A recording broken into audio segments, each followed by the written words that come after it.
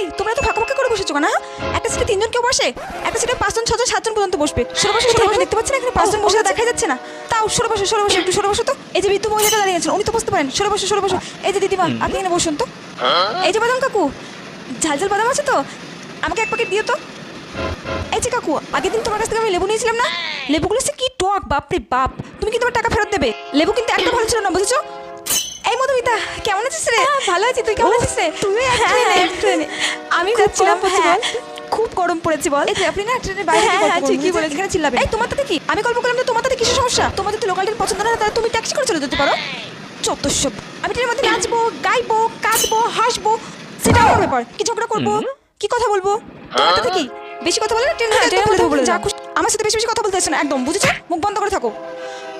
ওই তো আমার স্টেশন চলে এসেছে তাই, নাহলে তোমাকে বুঝিয়ে দিতাম কত ধরে কত চাও। আমি আপনাকে বুঝিয়ে দিতাম, আপনি আমাকে বুঝতে না ছেড়ে দিতাম নাকি? যত সব।